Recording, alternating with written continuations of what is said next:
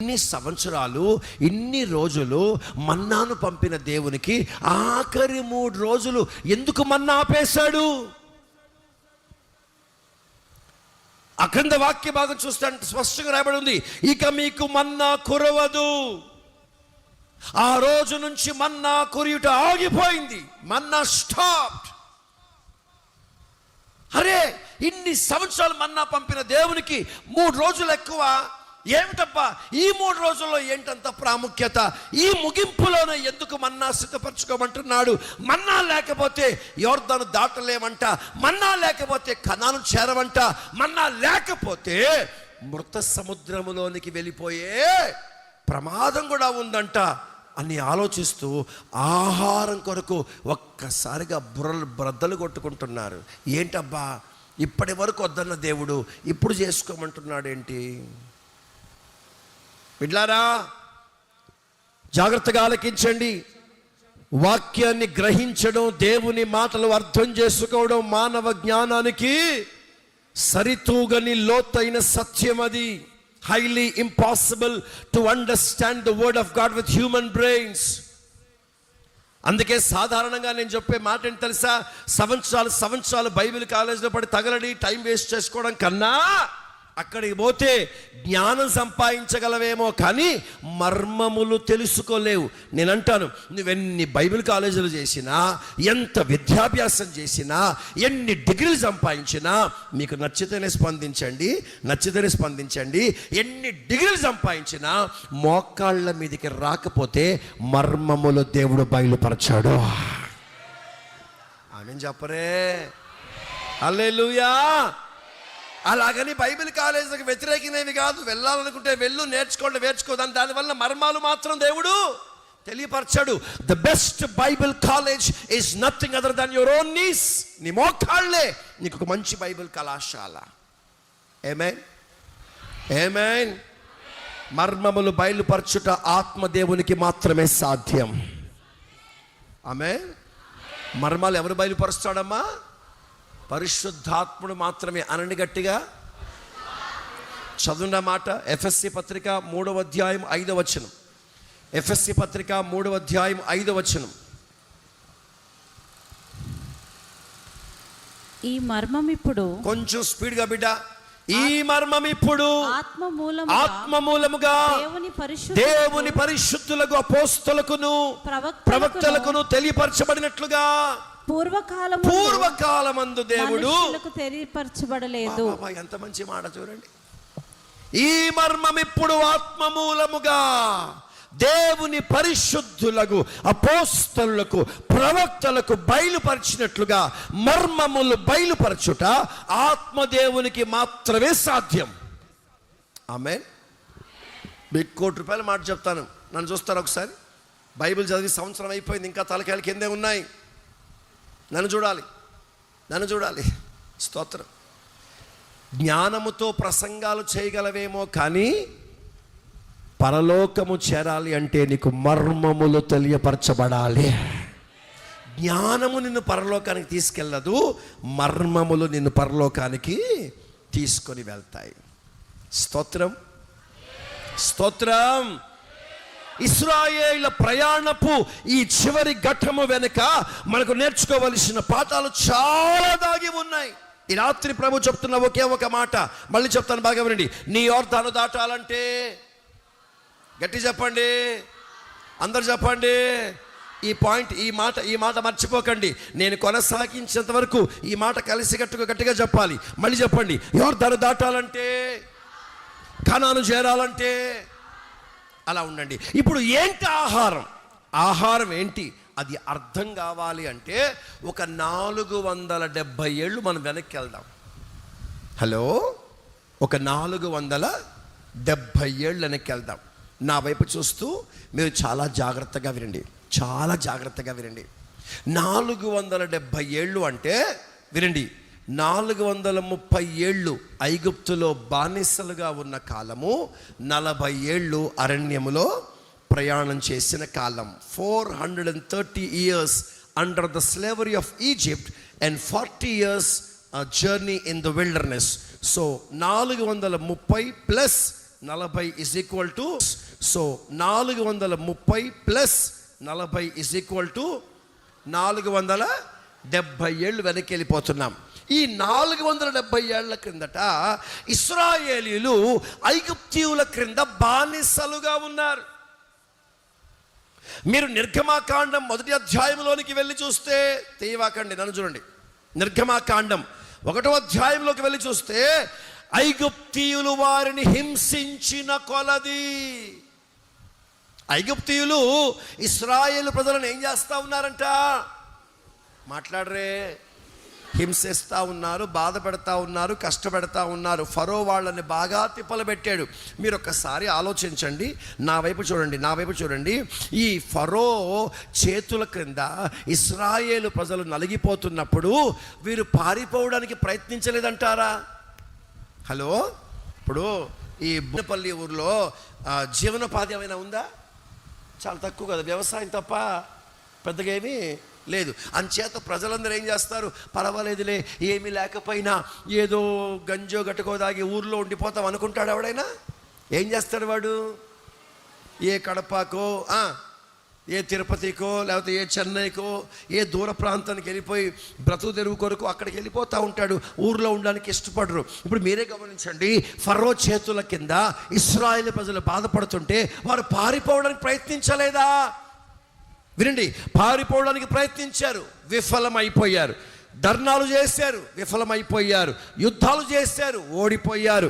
తప్పించుకోవాలని చూశారు, ఓడిపోయారు. చేయవలసిన ప్రయత్నాలన్నీ చేసి ఇక ఫరో పెట్టే బాధ తట్టుకోలేక ఇశ్రాయేలు ప్రజలు ఏం చేశారో తెలుసా? ప్రభువా, ఇక చేస్తే నువ్వే ఏదైనా చెయ్యాలి, ఈ ఫరో చేతుల గుండా మమ్మల్ని తప్పించగల దేవుడవు నీ ఒక్కడవేనని ఇక ఇశ్రాయేలు ప్రార్థన చేయడం ఆరంభించారు. ఎప్పుడైతే వారు ప్రార్థన చేశారో, ఎప్పుడైతే వారు కన్నీరు కార్చారో, వారి కన్నీటిని దేవుడు చూచాడు. వాడి ప్రార్థన దేవుడు విన్నాడు. బాగా వినండి, సంస్కరణకర్తగా మోషేను వారి మధ్యలోనికి పంపించి నాయకునిగా నిలబెట్టి 430 ఏళ్ళు ఐగుప్తీయుల చేతిలో ముగ్గిపోయి బానిసలుగా నలిగిపోయిన ఇశ్రాయేలు ప్రజలను అద్భుతాలు చేసి దేవుడు బయటికి తీసుకొచ్చాడు. హల్లెలూయా. ఏం చేసి తీసుకొచ్చాడమ్మా? నేను ఆ మాట చెప్పాను, మీరు మౌనం అయిపోయారు. గట్టిగా చెప్పాలి, ఏం చేశాడు దేవుడు అక్కడ? కొంచెం గట్టిగా ఇప్పుడు మీరు చెప్పండి, ఐగుప్తుల నుంచి బయటికి రావాలి అంటే అక్కడ ఏం జరగాలి? వెరీ గుడ్, దేవునికి మహిమ కలుగునుగాక. ఏం చేశాడు? నీటిని రక్తంగా మార్చాడు, రక్తాన్ని నీటిగా మార్చాడు. కర్రను పాముగా చేశాడు, పామును.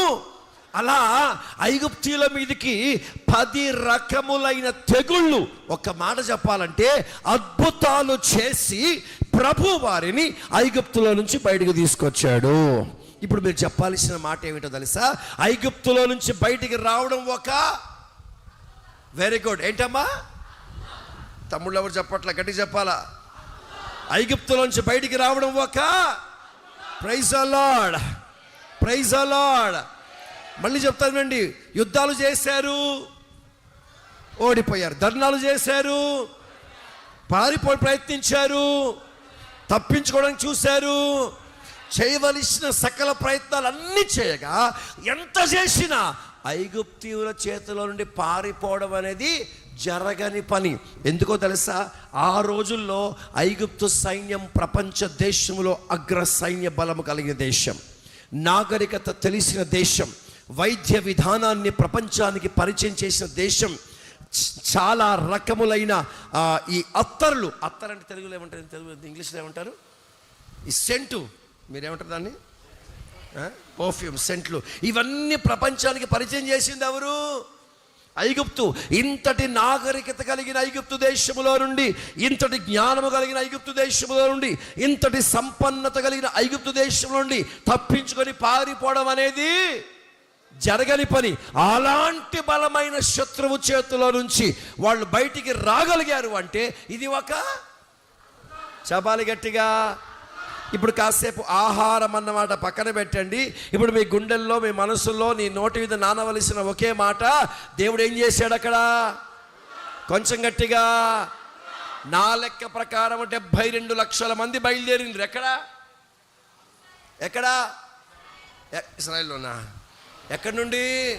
మరి ఇశ్రాయేల్ అంటారు ఏంటమ్మా? ఇశ్రాయేల్ నుంచి ఐగుప్తు పోయినరా, ఐగుప్తు ఇశ్రాయేల్ పోయినరా కదా? ఇప్పుడు చెప్పండి, ఐగుప్తు నుంచి ఎంతమంది బయలుదేరినరమ్మా? నా లెక్క ప్రకారం 72 లక్షల మంది. ఎంతమంది? మాట్లాడాలి గట్టిగా, కొంచెం గట్టిగా. అలా ఎలా చెప్తారు పాగారు?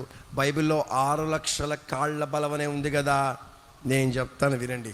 నా లెక్క, మీరు ఎంతైనా వేసుకోండి, నాకు సంబంధం లేదు. నా లెక్క ప్రకారం వాళ్ళు ఎంతమంది అమ్మా? ఇప్పుడు 6 లక్షల కాళ్ళ బలం అంటే ఇశ్రాయేలు దేశంలో పురుషులను మాత్రమే లెక్క పెడతారు, స్త్రీలను లెక్క పెట్టారు. ఇప్పుడు 6 లక్షల మంది పురుషులు ఉన్నారంటే 6 లక్షల మంది భార్యలు ఉంటారుగా. ఇప్పుడు 6 లక్షల మంది భర్తలు, 6 లక్షల మంది భార్యలు, మొత్తం ఎంత అయ్యారు? 12 లక్షలు. మరి ఈ 12 లక్షలకు పక్కన పెడితే ఇప్పటి కాలంలో మేమిద్దరము, మాకిద్దరనే ఆ క్రమం ఆ రోజు లేదుగా. అవునా? ఇప్పటి రోజుల్లో మేమిద్దరము, మాకిద్దరు. కానీ అప్పట్లో మేమిద్దరం అయితే మాకు డజన్. అవునా కాదా? వెనకటి కాలంలో ఒక్కొక్క ఇంట్లో ఎంతమంది పిల్లలు ఉండేవాళ్ళమ్మా కదా? 9, 10.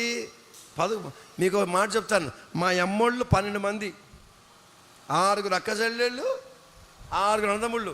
మా ఇంట్లో ఏదైనా ఫంక్షన్ అయితే బయట నుండి పిలువక్కర్లా, వీళ్ళని మేపలకు చచ్చిపోయేవాళ్ళం మేము. అంత పెద్ద ఫ్యామిలీ. వీళ్ళు ఇట్టయితే మా నాన్నగారి అమ్మ అంటే మా నాయనమ్మ వాళ్ళు 17 మంది. స్తోత్రం.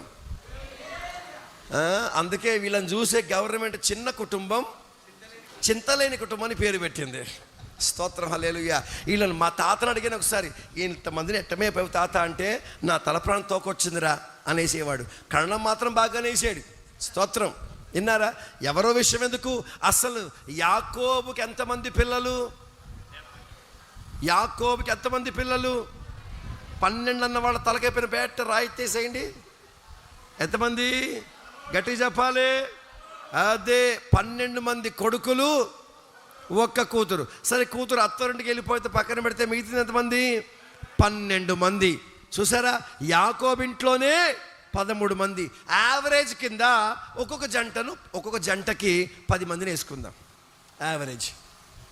ఇప్పుడు 6 లక్షల జంటలకి ఎంతమంది పిల్లలు? అంతేనా? 60 లక్షల మంది పిల్లలు, 12 లక్షల మంది పెద్దోళ్ళు. మొత్తం ఎంత అయ్యారు? నేను ఇంకా మనవాళ్ళు, మనవరాళ్ళు, తాతలు, నానమ్మలు, ముత్తమ్మలు, జైజమ్మలు లెక్క పెట్టలా. వీళ్ళు కాకుండానే 72 లక్షల మందిని మోషే ఐగుప్తు నుంచి బయటికి తీసుకొచ్చి కనాను వైపు తీసుకొని వెళ్తా ఉన్నాడు. స్తోత్రం కలుగునుగాక. ఈ 72 లక్షల మందిని గోషెను దేశంలో అద్భుతాలు చేసి షకినా మేఘాన్ని వారి మీద ఉంచి ఆ తెగులు ఏది వారి మీద రాకుండా ప్రభు వారిని కాపాడి మొత్తానికి ఫరో చేతిలోంచి వారిని విడిపించి ఫరో మనస్సును మార్చి వారి మీదకి తెగులు రప్పించి నా దేవుడు బయటికి తీసుకొని రావడం ఒక మాట్లాడాలి. దేవునికి మహిమ కలుగునుగాక. మొత్తానికి మోషే వారిని తీసుకొని దక్షిణం వైపు ప్రయాణం చేస్తూ ఉన్నాడు. వినండి చక్కగా, మీకు అర్థమయ్యే మాటల్లో కథ మాదిరి చెప్తాను వినండి. ఎటువైపు వెళ్ళిపోయారమ్మా? దక్షిణం వైపు. వినాలి, ఎటువైపు నాన్న? అందులో కొందరు బాగా తెలివిగల విద్వాంసులు వచ్చి, మోసెస్ మనం పోవాల్సింది ఉత్తరానికి కదా, నీవేంటి దక్షిణం తీసుకెళ్తున్నావు? అప్పుడు మోసెస్ అన్నాడు, నోరు మూసుకొని వెంబడించు. ఆమె మొత్తానికి 3 నెలలు వాళ్ళ నోరు మోయించి మోషే వారిని దక్షిణం వైపు తీసుకొని పరిగెడతా ఉన్నాడు. ఈ 3 నెలలు ప్రయాణం చేసిన తర్వాత వారికి అడ్డుగా ఎర్ర సముద్రం వచ్చేసింది. ఈ ఎర్ర సముద్రం దగ్గరకు వచ్చిన తర్వాత ఆ పెద్దలందరూ వచ్చి, మోసే చెప్పాంగా నీకు, మోషే చెప్పాం కదా మనం వెళ్ళాల్సింది ఉత్తరానికి, నువ్వు తీసుకొచ్చింది దక్షిణానికి. ఇంత జనాభాని ఎర్ర సముద్రం ఎలా దాటిస్తావు? దారి తప్పాం, ఇటు వచ్చేసాం, ఎందుకు ఇలా చేసావు అని వాళ్ళు మాట్లాడుతూ ఉంటే మోషే ఏం మాట్లాడకుండా సైలెంట్గా ఉన్నాడు. ఎందుకు? ఉత్తరానికి వెళ్ళకుండా దక్షిణం వైపు తీసుకెళ్ళింది ఎవరు? చెప్పాలి, ఎవరమ్మా? మీకు అర్థం కావడానికి చెప్తాను, బాగా వినండి. మీ భాషలో చెప్తాను, బాగా వినండి. మీ భాషలో చెప్తాను, బాగా వినండి, బాగా వినండి. ఉత్తరములకు వెళ్ళవలసిన వారు ఎటువైపు వెళ్ళిపోయారు? దక్షిణం. ఉత్తరం వైపు వెళ్తే 40 రోజుల ప్రయాణం, 40 రోజుల ప్రయాణం. దక్షిణానికి వెళ్తే 40 సంవత్సరాలు. ఏమండి, 40 రోజుల ప్రయాణం సులువా, 40 సంవత్సరాల ప్రయాణం సులువా? 40 రోజులేమో సునాయాసమైన మార్గము, 40 సంవత్సరాలు అరణ్య మార్గం. ఇప్పుడు నేనంటాను, సుఖమైన మార్గములో తీసుకొని వెళ్ళకుండా కష్టమైన మార్గములోనికి ఎందుకు తీసుకెళ్ళాడు దేవుడు? మనలో చాలామంది అనుకుంటాం కదా, యేసుబాబు నెమ్మదిగా మంచి ప్రదేశంలో మంచి ఉద్యోగం, మంచి ఆశీర్వాదం, కష్టాలు లేకుండా, బాధలు లేకుండా, ఇబ్బందులు లేకుండా నేను సుఖంగా ఉండాలి, నేను సంతోషంగా ఉండాలి, నేను హ్యాపీగా ఉండాలి, దిక్కుమాల సాగు సావాలి. అంతే మరి. బాగా వినండి. వీరు గనక ఒకవేళ ఐగుప్తును దాటి ఉత్తరం వైపు వెళ్ళిపోయి కనాను చేరి ఉండుంటే వీళ్ళని వెంబడిస్తూ వస్తున్నాడు ఎవడు? శత్రు ఫరో వీళ్ళని వెంబడిస్తా వస్తున్నాడు, మళ్ళీ వెనక్కి తీసుకెళ్ళిపోవాలని. ఏమండి, వీళ్ళు కనాను పోయినా ఫరో ఏం చేసేవాడు? వాళ్ళని వెంబడిస్తూ కనాను పోయి మళ్ళీ మెడకు తాడేసి లాక్కుంటే ఎక్కడికి వచ్చేవాడు? ఐగుప్తుకు వచ్చేవాళ్ళు. అప్పుడు ఒక సామెత నెరవేరేది. ఏంటా సామెత? రామేశ్వరం పోయినా శనేశ్వరం పోలేదు, కనానికి వచ్చినా కూడా మాకు తప్పలేదని వారు బాధపడుతుండేవారు. మీకు విషయం చెప్తాను, నచ్చితే గట్టిగా ఆమెను చెప్పండి. వారు ఐగుప్తులో బయలుదేరినప్పుడు దేవుడు వారితో ఒక వాగ్దానం చేశాడు. ఏమని వాగ్దానం చేశాడంటే, ఇప్పుడు మీరు చూచుచున్న ఈ ఐగుప్తీయులను ఇక మీరెన్నడూ చూడరు. ఒక క్షణం ఆలోచించి చెప్పాల్సి వచ్చిందా? అంతగా చెప్పిన మా అక్కలు చేతులెత్తకుండా ఆమెను చెప్పిండ్రు. హల్లెలూయా. మళ్ళీ చెప్తాను, ఇశ్రాయేలు ప్రజలకు దేవుడు చేసిన వాగ్దానం ఏంటంటే, ఇప్పుడు మీరు చూచుచున్న ఈ ఐగుప్తీయులను ఇక ఎన్నడూ మీరు చూడరు. ఇప్పుడు చెప్పనా, వీరు ఐగుప్తును విడిచిపెట్టి వెళ్ళడం ముఖ్యం కాదు, వీళ్ళని వెంబడిస్తున్న శత్రువును ఆపాలి. హల్లెలూయా. ఆడిని ఆపితే నీ ప్రయాణం సాగుద్ది, ఆడిని ఆపకపోతే నీ ప్రయాణము సాగదు. నీ ప్రయాణం సాగాలంటే వాడు ఆగాలి. మళ్ళీ చెప్తాను, నీ ప్రయాణం సాగాలంటే వాడు ఆగాలి, వాడిని ఆపాలి. స్తోత్రం, స్తోత్రం. అందుకే దేవుడు వారిని ఉత్తరం వైపు తీసుకెళ్లకుండా ఎటు తీసుకెళ్ళాడు? దక్షిణం తీసుకెళ్ళాడు. ఇది వాళ్ళకి అర్థం కాక మోషే మీద ఒక్కసారిగా చికాకుబడి కేకలేస్తున్నాడు, తిడుతున్నాడు. ఇంత తిట్టిన మోసెస్ ఏమంటాడు తెలుసా? మోషే ఏమంటాడు తెలుసా? నా మాట మీరు అందరూ చెప్పాలి. నేను ఈ మాట చెప్పగానే ముందు ఆమెను చెప్పండి. ఈ మాట చెప్పగానే గట్టిగా ఆమెను చెప్పాలి. మోషే మీద అందరూ కేకలేస్తూ ఉంటే వాళ్ళు బాగా బీపీ పెంచుకొని వాళ్ళు కేకలేసుకుంటా వాళ్ళు చిల్లరగా ప్రవర్తిస్తూ ఉంటే వాళ్ళ మాటలు విన్న మోసెస్, కూల్ బేబీ కూల్ అంటాడు. హల్లెలూయా. ఏమంటాడమ్మా? గట్టిగా చెప్పండి. అదే స్తోత్రం. మీకు అర్థం కావడానికి వాడుక భాష వాడుతున్నాను. స్తోత్రం. హల్లెలూయా, హల్లెలూయా. నేను స్టేట్మెంట్ చెప్తాను, మీరు కూల్ బేబీ కూల్ అనండి, ఓకేనా? మోషే తప్పు నా తెచ్చావు మోసెస్. ఎందుకు తెచ్చావు మోసెస్? అరే మన దారి తప్పు దారి మోసెస్, ఇటు రావద్దయ్యా, మనం అటు పోవాలి కదా. చెప్తే విన్నావా నువ్వు? మీరు కూల్గా చెప్పట్లా, నన్ను తిట్టి చెప్తున్నారు వీళ్ళంతా. హల్లెలూయా. ఈ సంభాషణ జరుగుతూ ఉంది. ఇంతలో వెనక నుంచి టకటకా టకటకా టకటకా సౌండ్ వస్తుంది. ఏంటా ఈ చెప్పడం చూస్తే ఎవరు వస్తున్నారు? ఫరో సైన్యం తీసుకొని వస్తూ ఉన్నారు. నాలాంటోడు మీదికి పోయి, అరే మోసెస్ వచ్చేస్తున్నారా, ఆడు పట్టకపోతే ఇంకా తిప్పాలరా, ఇంకా కష్టపెడతాడు, ఇంకా బాధ పెడతాడు, ఏదో చేయి అంటే మోసెస్ అంటాడు, ఒరే వచ్చేసారా బాబు అంటే, అయ్యో చంపుతాడరా. మీకు మాట చెప్పనా? మోషే కూల్ బేబీ కూల్ అన్న మాట అన్నాడు, కానీ మోషే గుండెల్లో కూడా రైలు పడిగెడుతున్నాయి. స్తోత్రం. ఏమవుతుందో మోసే కూడా అర్థమై సావట్లా. ఏం చేయాలి అర్థం కావట్లే. దగ్గరకు వచ్చేసారు. నాయనా ఏదో చేయి నాయనా, వీళ్ళు కనుక ఏమైనా చెయ్యకపోతే వాళ్ళు చంపడమే కానీ వీళ్ళందరూ నన్ను చంపుతారు నాయనా, నీ దండం పెడతాను రాజా అని మోసే లోపల ఎంత ప్రార్థన చేస్తున్నాడు. అప్పుడు దేవుడు అన్నాడు, నీ చేతిలో ఏముంది అన్నాడు. ఆమేన్. కర్రను ఎర్ర సముద్రం వైపు చాపన్నాడు. ఆ కర్రను ఎర్ర సముద్రం వైపు చాపి మన భాషలో మోజెస్ అంటాడు, యేసు నామములో టచ్. ఏట్రా చూస్తారేట్రా మీరు ఆమెను చెప్పకుండా? హల్లెలూయా. మళ్ళీ ఒకసారి చూద్దాం. ఓకేనా? యేసు నామములో టచ్ అన్నాడు. అంతే, ఎర్ర సముద్రము 2 పాయలుగా చెల్లిపోయింది. హల్లెలూయా. నా మాట వినండి. ఇప్పుడు మీరు స్పందిస్తూనే ఉండాలి.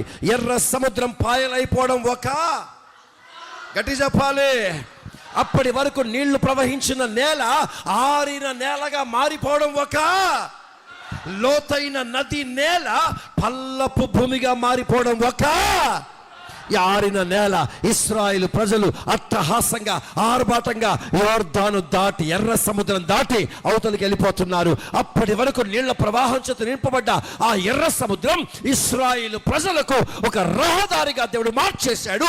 ఇది ఒక, ఆమేన్, హల్లెలూయా. ఎర్ర సముద్రము నీ ఆజ్ఞ మేరకు రహదారిగా మారగా, దాటిరేని బహుక్షేమముగా. ఎర్ర సముద్రము పడాలి రహదారి.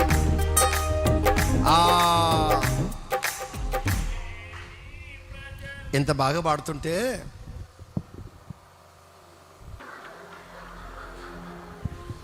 అయ్యగారు భోజనాలు ఉన్నాయా? ఎందుకమ్మా తిప్పలు పడతావు? కొట్టినంత కొట్టు, పోయేటప్పుడు బాగా మెక్కిపో. స్తోత్రం.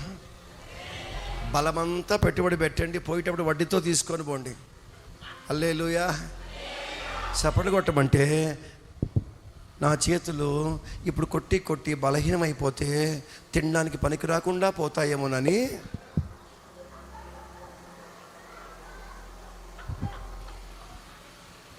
నీ తెలివి తగలయ్యా. స్తోత్రం అన్నాడు. మీకు మంచి మాట చెప్తాను. మనము చప్పట్లు కొడితే సైతానికి చంపదెబ్బ కొట్టినట్టు. ఆమేన్. సాతానంటే ఇష్టం ఉన్న వాళ్ళు చేపైకి ఎత్తండి.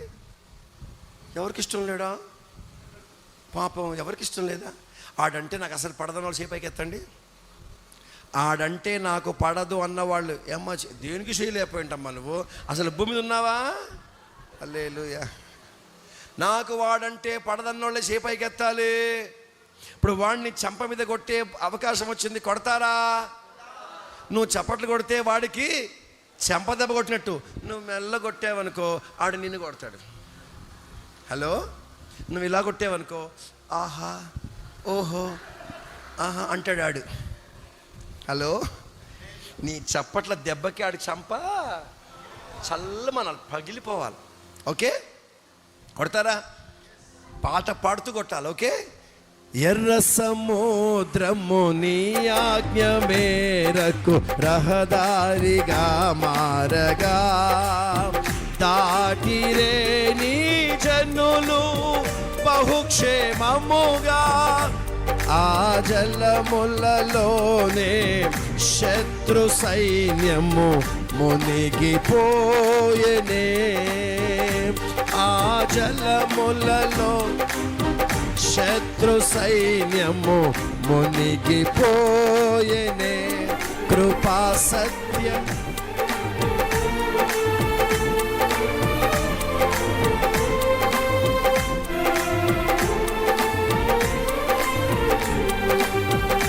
నా సన్మానానికే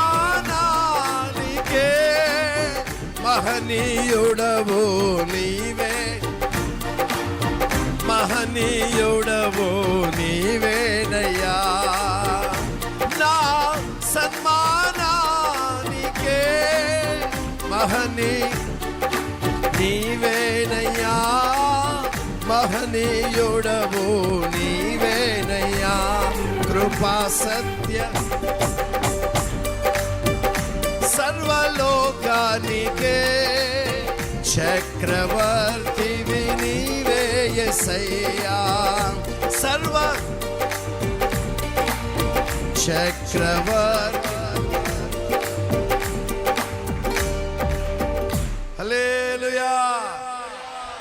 ఎర్ర సముద్రం పాయలైపోవడం ఒక, పచ్చిగా ఉన్న నేల ఆరిన నేలగా మారిపోవడం ఒక, లోతుగా ఉన్న భూమి సమభూమిగా మారిపోవడం ఒక.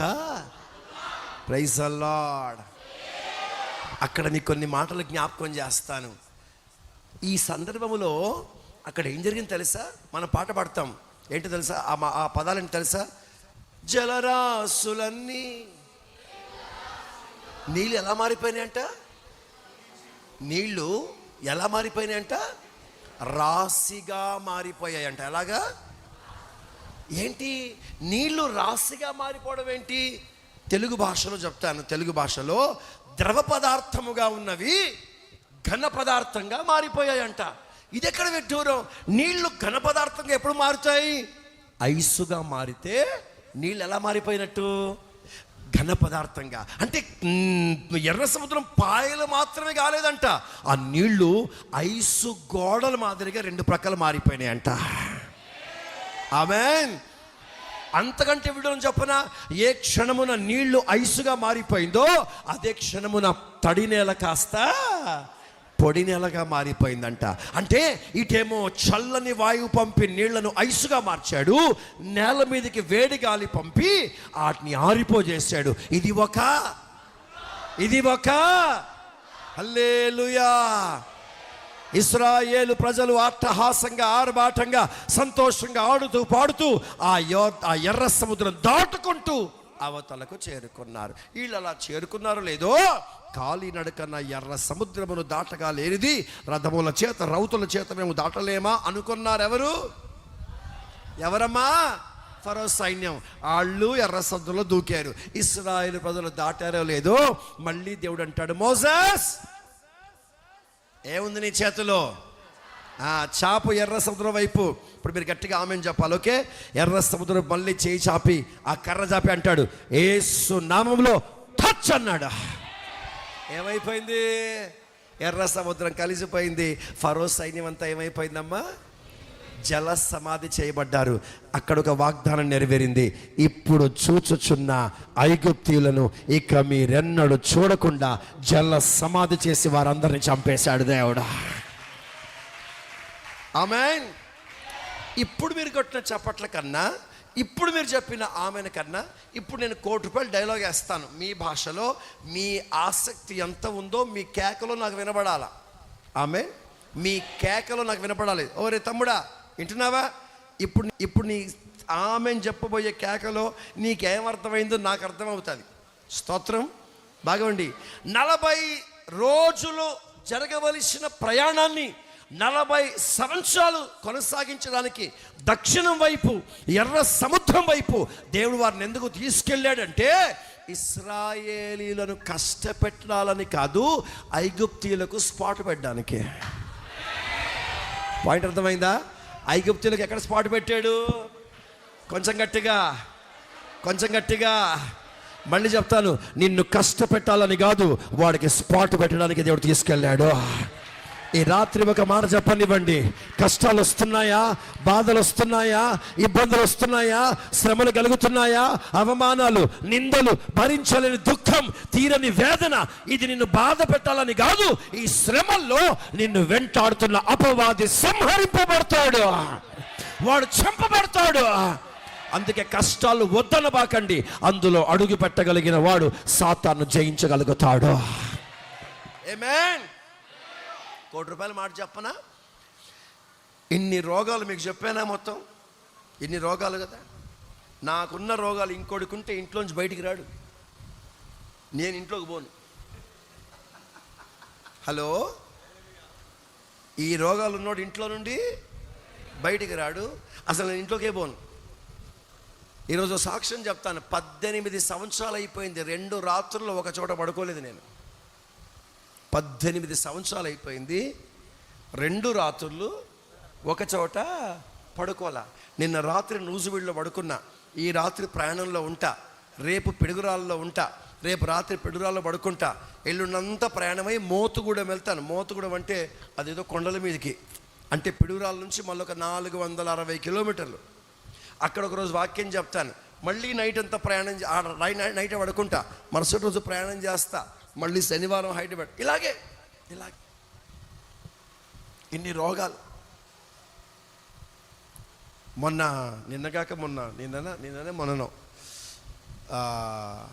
నాకు కొంచెం షుగర్ ఎక్కువైపోయి నాలుక కాస్త మందం అయిపోయింది. అంటే నాలుక వాపు వచ్చి తింటుంటే నాలుక కొరుక్కున్నాను. ఆ పంటి కాటు నా నాలుకలోకి వెళ్ళి ఇంత లోతు దిగిపోయింది. ఇందాక పిల్లలు వచ్చినప్పుడు కారులో వాళ్ళకి చూపించాను, అసలు కారం లేని వస్తువు తిన్నా కూడా నాలుక మండిపోతుంది. నా చిగుర్లన్నీ వాసిపోయినాయి, తినడానికి ఓపిక రాట్లా. ఎంత మంచి ఆహారం పెట్టినా కళ్ళు చూడగానే తినే అంటుంది, కడుపేమో నోరుమోయి అంటుంది. స్తోత్రం. దాని తగ్గట్టు నాలుక కూడా సహకరించట్లా. మీకు మాట చెప్పనా, ఇన్ని రోగాలు, ఇన్ని బలహీనతలు, ఇన్ని కష్టాలున్నా ఈ రోజు వరకు నన్ను బాగు చేయండి ప్రభువా అని ఎప్పుడు ప్రభుని అడగలేదు.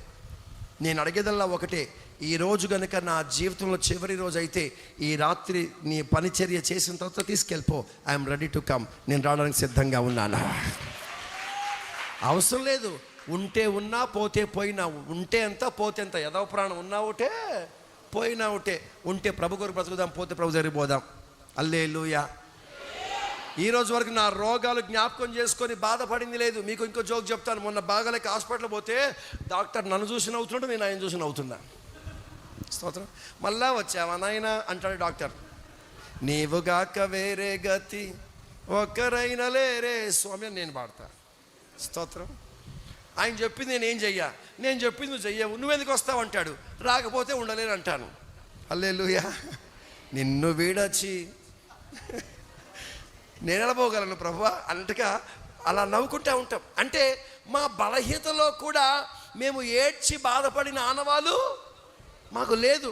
ఎందుకో తెలుసా, ₹1,00,00,000 మాట చెప్తాను, ఈ కష్టాల్లో మేము దేవుని మహిమను చూడగలుగుతున్నామా, ఈ బలహీనతలో దేవుని శక్తిని అనుభవించగలుగుతున్నాం, ఈ భయంకరమైన పోరాటంలో దేవుని అనుగ్రహాన్ని మేము అనుభవించగలుగుతున్నాం. అంతకు మించిన భాగ్యం ఏముందండి బతుకులో? హల్లెలూయా. చెప్పాలి గట్టిగా, దేవునికి మహిమ కలుగునుగాక. హల్లెలూయా. ఆశీర్వాదాలు పొందాలి, ఆరోగ్యం రావాలి, హ్యాపీగా బతకాలి, మేడమిద్దలు కట్టాలి, అన్ని సమృద్ధిగా ఉండాలి, హ్యాపీగా ఉండాలి. ఇది కాదు మా దర్శనం. ఏదో ప్రాణం పోవాలి, కళ్ళు ముయ్యాలి, సావాలి, పరలోకం వెళ్ళిపోవాలి. ఇలా నచ్చలేదు కాబట్టి ఎవరు ఆమె కూడా చెప్పే మనుషులు అది మీ నోర్లో నీ యేసు నామములో బలపడును గాక.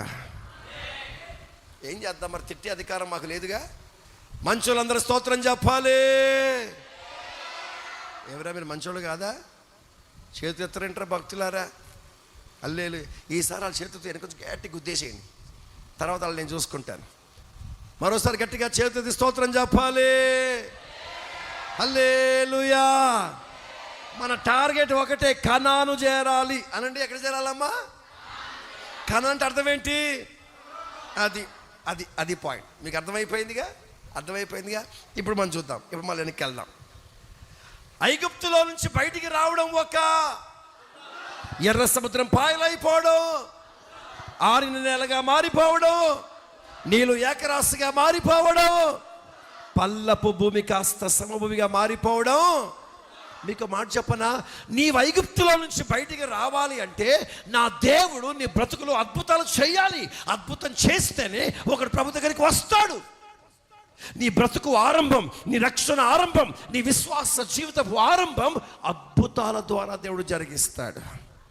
హల్లెలూయా. హల్లెలూయా. వింటున్నారా? ఐగుప్తులో నుంచి బయటికి రావాలి, లోకంలో నుంచి నువ్వు బయటికి రావాలంటే ఏం జరగాలి? సాతాను ఉచ్చులో తప్పించుకోవాలంటే, చెప్పాలి గట్టిగా, దేవుని కార్యాలు అనుభవించాలంటే, ప్రైజ్ ద లార్డ్, అద్భుతాలు చేయాలి. నేను మాట చెప్తాను, ఈరోజు నువ్వు రక్షింపబడ్డావంటే దేవుడు ఏం చేశాడు? ఆమేన్. వాస్తవంగా నాకు పాస్టర్ నవ్వాలన్న ఆలోచనే నాకు లేకుండే, నాకు మంచి మోడలింగ్ చేయాలన్న ఆశ ఉండే. నేను చాలా షోస్ కూడా ఇచ్చిన హైదరాబాద్లో, మోడలింగ్ షోస్ కూడా ఇచ్చాను నేను చాలా. విన్నారా? 2-3 షోస్లో ఇచ్చిన తర్వాత నాకు మంచి పేరు వచ్చింది. తప్పకుండా నేను రాణించగలను అన్న స్థాయికి వెళ్ళిపోయాను. తర్వాత చదువుకోవడానికి విదేశాలకు వెళ్ళిపోయాను. ఎక్కువ చదువుకోలే, చాలా తక్కువ చదువుకున్నాను. 3 PhDలు మాత్రం సంపాదించాను. ఎక్కువ అంతకంటే ఓపిక నాకు సరిపోలేదు అనుకోండి. స్తోత్రం. తర్వాత దేవుడు మాట్లాడితే నోరు మూసుకొని సేవకు సమర్పించుకొని నన్ను పాస్టర్గా ఆర్డినేషన్ చేసిన రోజు ఒక 15,000 మంది ఎదుట నిలబడి సాక్ష్యం చెప్పి నా సర్టిఫికెట్లన్నీ చింపి చెత్తబుట్లో పడేసి సేవలు అడుగుపెట్టిన. నా ఆశ ఏంటంటే రేపటి దినము నాకు సేవలో కష్టమై వెనక్కి వెళ్ళిపోతే హ్యాపీగా బ్రతకలను అన్న ఆధారాలు ఏవి ఉండకూడదు. సస్తే సేవలో సావాలంతే. స్తోత్రం. నాగటిపై చేయి వేసిన వాడు వెనుతిరిగి చూడొద్దన్న దర్శనంతో నేను అడుగు ముందుకేయడం ఆరంభించాను. ప్రభు ఏ సమర్పణతో ఆరంభించానో నేటి వరకు అదే కృపలో పరిగెత్తడానికి దేవుడు కృపదిస్తున్నాడు, సహాయం చేస్తున్నాడు. దేవునికి మహిమ కలుగునుగాక. హల్లెలూయా, హల్లెలూయా. నేనేంటి మోడలింగ్ పోవాలనుకున్నాడిని, ఉద్యోగం జరుపుకున్నాడిని, సేవకు రావడం ఇది ఒక, నువ్వేంటి దేవుని నమ్ముకోవడం ఏంటి, చర్చకి రావడం ఏంటి, ఇది ఒక. హల్లెలూయా. ఒక వ్యక్తి రక్షించబడాలంటే ఏం జరగాలి? ఒక వ్యక్తి ప్రభు దగ్గర రావాలంటే ఏం జరగాలి?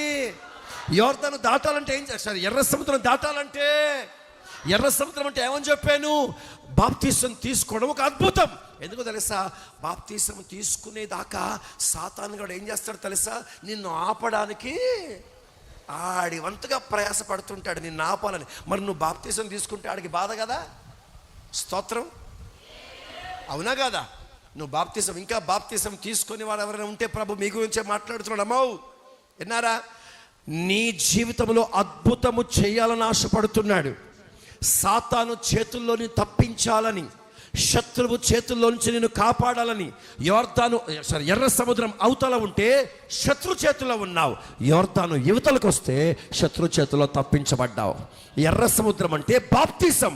బాప్తీసం తీసుకోకుండా ఉంటే నువ్వు శత్రు చేతిలో ఉన్నావు. బాప్తీసం తీసుకుంటే దేవుని చేతిలో పడ్డావు.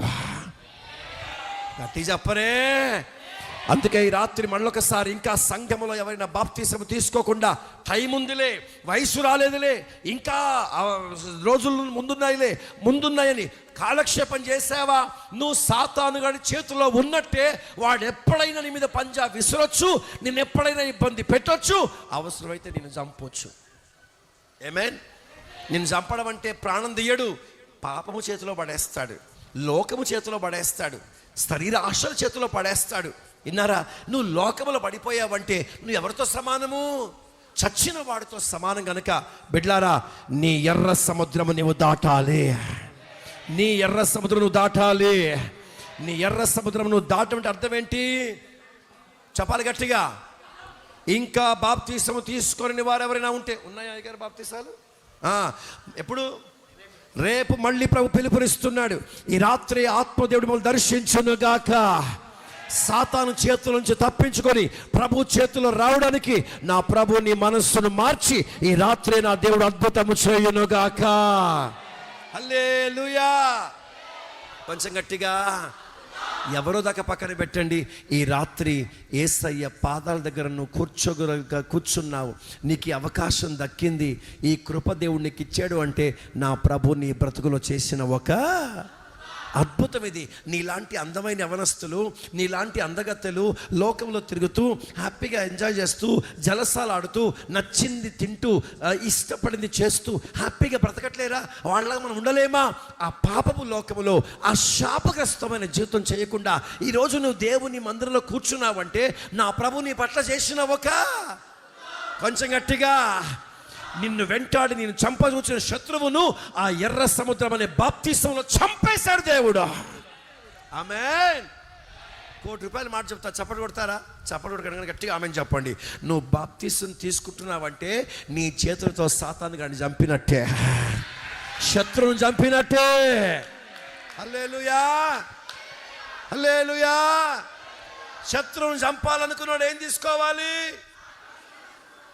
ఏం చెప్పిండ్రమ్మా? ఇంకొంచెం గట్టిగా చెప్పండి. శత్రువుని చంపాలనుకున్నాడు ఏం చేయాలి? ఇంకా తీసుకోవని లేని బిడ్డలారా, ఈ రాత్రి ప్రభు పిలిపిస్తున్నాడు. ఈ అద్భుతము నీ ద్వారా దేవుడు జరిగించాలని ఆశపడుతున్నాడు. ఆ మహిమ గల దేవుని పని నీవు జరిగించుదువుగాక. హల్లెలూయా. అయ్య బాబాయ్, ఆపేయమంటారా చెప్పమంటారా? ఆపేయమంటారా చెప్పమంటారా? నిజమేనంటారా? వింటారా? తెల్లవారులు చెప్తా నేను. నీకేమి నాయన సుమ్మ కూర్చొని వింటున్నారు. వినడానికి మీకేం కష్టం, చెప్పడానికి నాకుగా కష్టం. అల్లే మనుషులందరూ స్తోత్రం చెప్పాలి, గట్టిగా చెప్పాలి. దేవునికి మహిమ కలుగునుగాక. ఇక ఎర్ర సముద్రం దాటి అరణ్యములో ప్రయాణము ఆరంభిస్తున్న ప్రతి అడుగు ఇశ్రాయేలు జీవితంలో ఒక అద్భుతమే. ఎలాగో చెప్తాను, ఒక్కొక్క మాట చెప్తాను, మీరు ఆమెను చెప్పుకుంటా పోండి, ఓకేనా? ఆయన పగటిపూట మేఘస్తంభముగా ఉండి నడిపించాడు, రాత్రిపూట ఆయన అగ్నిస్తంభంగా నడిపించాడు. 40 ఏళ్ళు పోలీస్ స్టేషన్ లేదు వాళ్ళ మధ్యలో, 40 ఏళ్ళు హాస్పిటల్ లేదు వాళ్ళ మధ్యలో, 40 ఏళ్ళు షాపింగ్ మాల్ లేదు వారికి మధ్యలో, 40 ఏళ్ళు ఏ లోపము, ఏ కొరత, ఏ సమస్య రాకుండా ఆశ్చర్యంగా 40 ఏళ్ళు వారిని నడిపించిన దేవుడు ఆయన. హల్లెలూయా. ఎంతమంది అని చెప్పానమ్మా? ఎంతమంది అని చెప్పానమ్మా? కొంచెం గట్టిగా. ఇంతమందికి వంట చేయాలంటే ఎంత బియ్యం కావాలమ్మా? వంట చేసి అమ్మలు చెప్పండి. 72 లక్షలు. ఇక మీకు లెక్కేడొస్తుందమ్మా చెప్పమంటే కేజీకి 3 తింటారు, 4 తింటారు. ఇక నేను వేసుకోవాలి లెక్కలు. ఎన్ని క్వింటాల బియ్యం కావాలి, ఆ బియ్యాన్ని అన్నంగా మార్చడానికి ఎన్ని నీళ్లు రావాలి, అన్నం వండితే సరిపోతుందా? ఒకడు సాంబారి అంటాడు, ఒకడు పప్పు అంటాడు, ఒకడు కూర అంటాడు, ఒకడు పచ్చడి అంటాడు. ఈ వస్తువులన్నీ ఎప్పుడు చేయాలి, ఎప్పుడు వండాలి, ఎన్ని కర్రలు కావాలి, ఎన్ని పొయ్యిలు వెలిగించాలి. సరే, వీళ్ళు ఏమైనా ఊర్లో ఉన్నారా? వీళ్ళు ఎక్కడున్నారు? అరణ్యంలో ఉన్నారు. ఈ బియ్యం అంతా ట్రాన్స్పోర్ట్ అయ్యి అక్కడికి ఎప్పుడు రావాలి, ఎప్పుడు చేయాలి, ఎప్పుడు వండాలి, ఎప్పుడు తినాలి? అలా కనుక జరిగి ఉంటే 40 ఏళ్ల ప్రయాణం కూడా 80 ఏళ్ళు దాటినా ఆశ్చర్యపోవాల్సింది లేదు. ఇంత విశాలమైన సమస్య దేవుడు చిటికలో తీర్చేశాడు. ఏమన్నాడు? రేయ్, ఎవడు వంట వారప చెయ్యొద్దు, ప్రతిరోజు నేను ఆకాశం తెరిచి మీకు కావలసినంత ఆహారం మీకు సమృద్ధిగా పంపిస్తాను. ఇక్కడ నీకు విషయం తెలవాల, ఒక నిమిషం ఆగండి. ప్రతిరోజు వారికి ఏం దొరికిందమ్మా? కొంచెం గట్టిగా చదువున్న మాటని 78వ కీర్తన 25వ వచనం. 78వ కీర్తన 25వ వచనం. ఇఫ్ ఐఎమ్ నాట్ రాంగ్, చూడండి త్వరగా. 78:25. దేవదూతల ఆహారమును నరులు భుజించిరి, భోజన పదార్థములను ఆయన వారికి సమృద్ధిగా పంపెను. వావ్, చూసారా? మన్నా ఎవరు తినే ఆహారం అంట? తలలు పైకెత్తాలి. ఇదే పని కట్టుకొని అధ్యాయం మొత్తం చదివేస్తున్నారా? బైబిల్ చదివి సంవత్సరం అయిపోయిన తలకాయలు పైకెత్తాలమ్మా. అందరు నన్ను చూడండి ఒకసారి, బిడ్డలందరూ నన్ను చూడాలి. సరి కూర్చోండి. రే, ఏమిట్రా ముసలోళ్ళు మీకంటే బాగా కూర్చున్నారు చూడండి. హల్లెలూయా. రైట్, నన్ను చూడాలి. ఆ పెద్దవడం చూస్తే నాకు ఎంత ముచ్చట అనిపిస్తుందో. అసలు జరగకుండా కదలకుండా భలే వాక్యం వింటుంది. దేవుడిని దీవించును గాక అమ్మా. బా, హల్లెలూయా. ఆమె నేను తీసుకెళ్ళిపోతా హైదరాబాద్కి. స్తోత్రం. వినండి, ఎట్టున్నారా? ఎవరు తినే ఆహారం అంటే అది? కొంచెం గట్టిగా. తెల్లవారుచుండగా ఎప్పుడెప్పుడు మన్నా వస్తుందా అని ఎదురు చూసి సూర్యోదయం కాకముందే మంచును పంపించేవాడు. ముందు మంచును పరిచేవాడు, తర్వాత మన్నా కురిపించేవాడు. మళ్ళీ దానిపైన మంచు కురిపించి కింద మంచు పైన మంచు. కింద మంచు గిన్నెలాగుంది, పైన మంచేమో మూతలాగుంది. వీటి మధ్యలో ఏం పెట్టాడు దేవుడు? మన్నా పెట్టాడు. వీళ్ళు వెళ్ళాలి, మంచును జరపాలి, మన్నా ఏరుకోవాలి, ఇంట్లోకి వెళ్ళిపోవాలి. అంటే వాళ్ళు రోజు ఎవరి ఆహారం తిన్నారంట? దేవదూతల ఆహారం తిన్నారంట. సరే, ఇది పక్కన పెడితే మీ అందరిలో మాట్లాడుతాను. నిన్న మధ్యాహ్నం బెండకాయ, నిన్న సాయంకాలం బెండకాయ, ఇవాళ మధ్యాహ్నము బెండకాయ, సాయంకాలము అబ్బా ఎంత మంచి బెండకాయ, రోజు బెండకాయ పెట్టిన చూ నేను ఇదే తిందును అనే బ్యాచ్ ఉన్నారు ఎవరైనా? మాట్లాడరేంటమ్మా? నిన్న బెండకాయ, ఇవాళ బెండకాయ. తమ్ముడా చెప్పునాయన, నువ్వే, వాళ్ళు కాదు కదా, మీరు చెప్పండి. రేపు బెండకాయ. సరే, మీరంతా శుద్ధమైన క్రైస్తవులు కదా, సరే బెండకాయ తీసేద్దాం. నిన్న చికెనే, ఇవాళ చికెనే, రేపు చికెనే, ఎల్లుండి తింటారా? నువ్వు బౌరా పరలోకానికి. హల్లెలూయా, స్తోత్రం.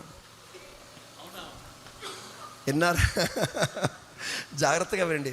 అదే కూర మళ్ళీ మళ్ళీ పెడితే తింటావా? ఇప్పుడు చికెన్ రకరకాలుగా ఉంటే తినొచ్చేమో, కానీ అదే రుచి, అదే కూర అలాగే ఉంటే తింటారా? నేనైతే తిండి బాబోయ్, ఇక తిండిపోతాడు తప్ప ఇంకోటి వేరేవాడు తిండు. ఆడికి మారు మనసు దేవుడు దయచేయను గాక. హల్లెలూయా. మీకు మంచి మాట చెప్తాను, మళ్ళీ నా మీద కోపం తెచ్చుకోబాకండి. మాంసాహారానికి అలవాటు పడ్డాడు పరలోకానికి పోడు. మా అయ్యగారు గుండెల్లో సంతోషం, నా ఖర్చు తప్పించేసాడు పాస్టర్ గారు అని చాలా సంబరపడుతున్నాడు. మీ ఖర్చు తప్పించబడును గాక. హల్లెలూయా. మీకు చెప్తాను, దానికి కూడా ఆధారం. నోబహు ఓడలో ఏ జంతువులు ఉన్నాయి? అన్నీ ఉన్నాయి కదా, అన్ని రకాలు ఉన్నాయి కదా. సాధు జంతువులు ఉన్నాయి, క్రూర జంతువులు ఉన్నాయి. మన భాషలో శాకాహారులు ఉన్నాయి, మాంసాహారులు ఉన్నాయి. అంతేనా?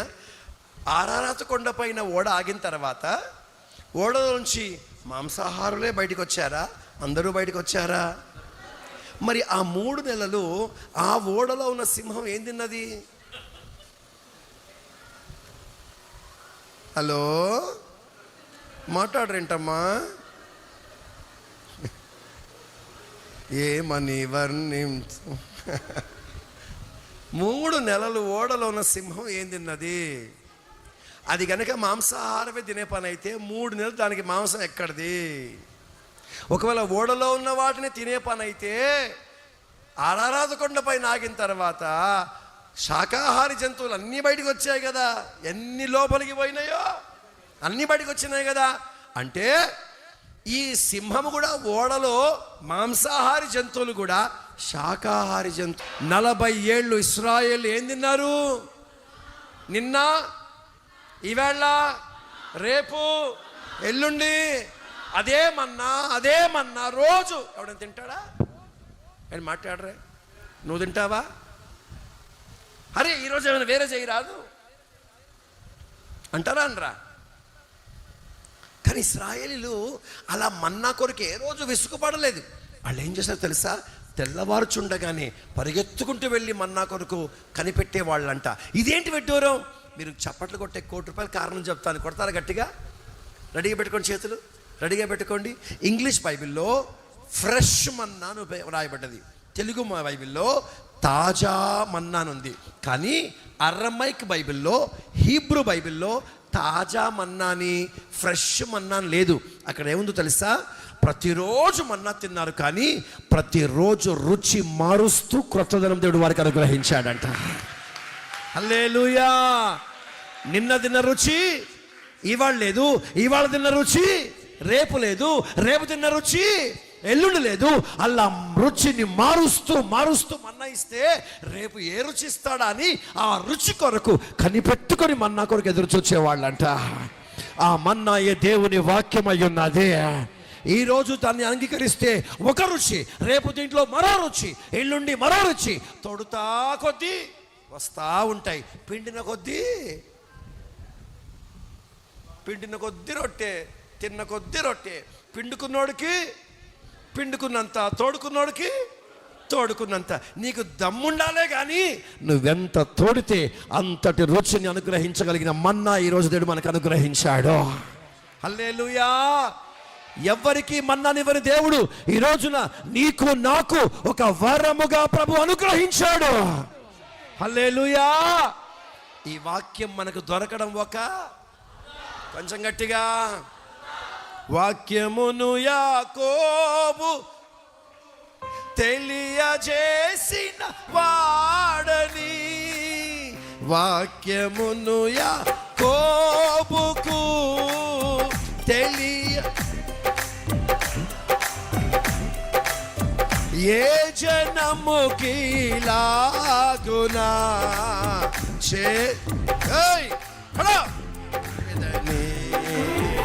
ఏ జనముకి కొట్టాలి గట్టిగా చేసి ఉండాలేదని దేవునికి స్తోత్రం గానము చేయుటయే మంచిది మనమందరం చేయుటయే మంచిది. హల్లెలూయా. మన్నా వారికి ఇవ్వడం కొంచెం గట్టిగా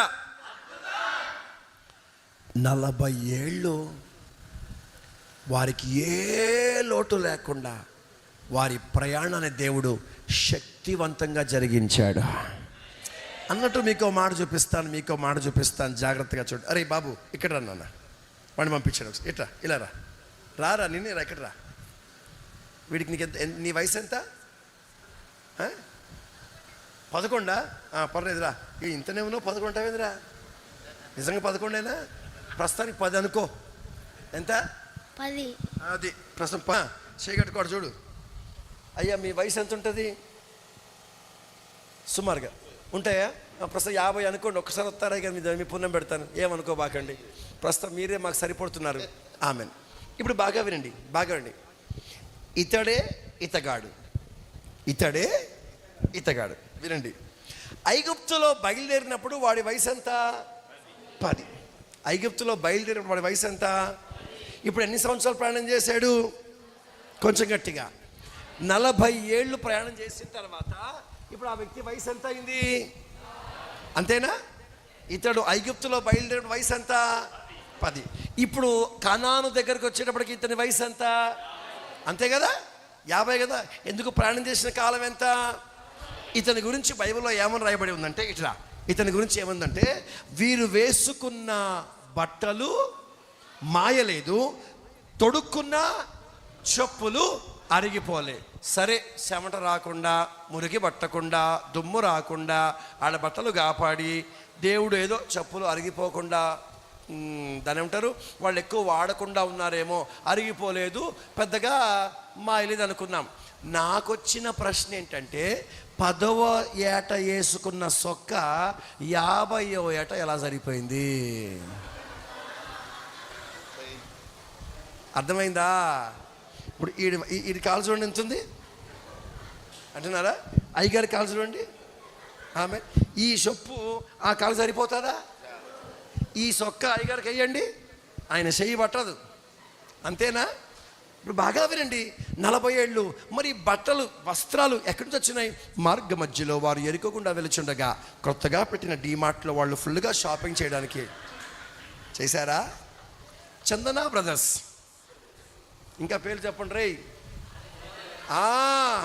ఆర్ఎస్ బ్రదర్స్. అబ్బో, ఏం చెప్పినవురా? ఎంతసేపు వాళ్ళ పేరేనా? మా పేరు రావాలి కదా. జూడియో, ఇంకా చెప్పరా నాయనా. ట్రెండ్స్ అంట. మధ్యలో షాపింగ్ చేశారా? నేను మాట్లాడరే. వాళ్ళు ప్రయాణం చేసింది ఎక్కడా? అరణ్యంలో కదా. మరి ఈ వయసులో ఉన్న సొక్క ఈయనకి ఎలా సరిపోయింది? చప్పట్లు కొడతారా? రెడీగా ఉండండి. వీరు ఎదుగుతున్న కొద్దీ వీరి బట్టలు కూడా వారితో పాటు పెరగడం ఆరంభమైనాయి. వారి చెప్పులు పెరుగుతున్నాయి. ఏ లోటు లేకుండా ప్రతి అక్కర తీరుస్తూ సమృద్ధిని వారికి దేవుడు ఇవ్వడం, నా దేవుడు వారి పట్ల చేసిన కొంచెం గట్టిగా చేతులెత్తి గట్టిగా హల్లు చెప్పండి. హల్లెలూయా. థ్యాంక్ యూ అయ్య గారు. కూర్చోండి నాన్న. God bless you. అర్థమైందా? ఇప్పుడు అసలైన పాయింట్కి వస్తున్నాను, వినండి.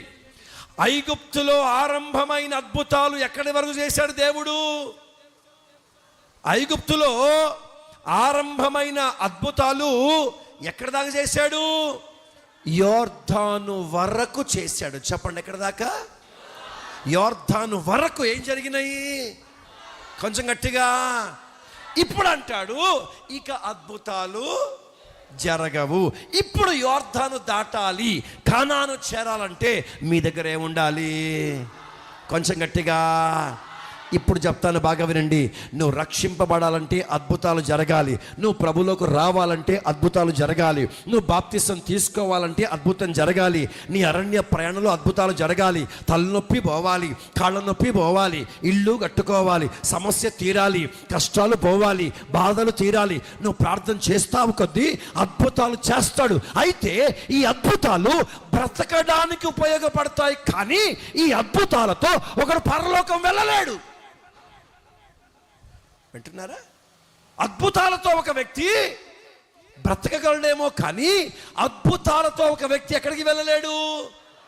మళ్ళీ చెప్తాను, కనాను, క్షమించండి, యోర్దాను వరకే అద్భుతాలు.